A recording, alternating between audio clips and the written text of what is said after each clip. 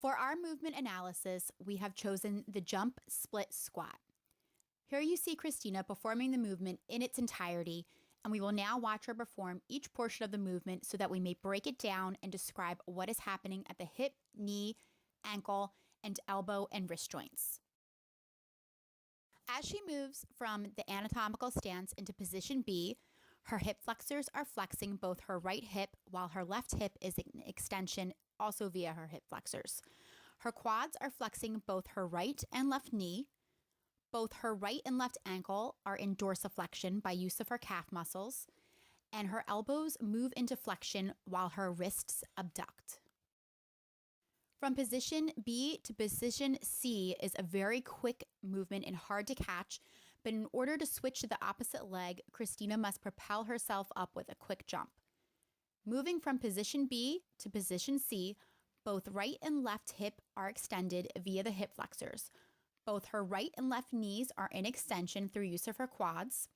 Her calf muscles put her right ankle in plantar flexion, while her left ankle remains in dorsiflexion to help propel her into the next movement. Her elbows come down into extension, while her wrists adduct into a neutral position.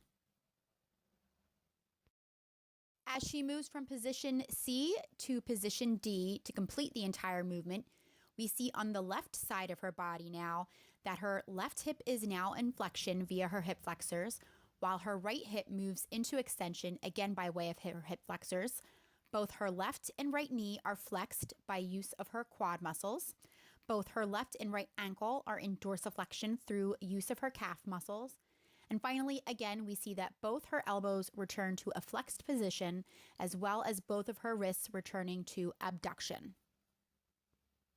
Some exercises to help strengthen the muscles being used and improve performance would include the following. For the hip, you would want to strengthen the hamstrings, and leg curls are a great exercise for this.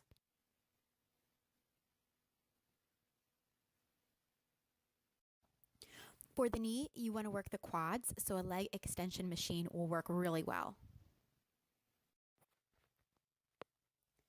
And finally, for the ankle joint, you want to strengthen your calves, so a standing leg raise with added weights or just your body weight will help you achieve this.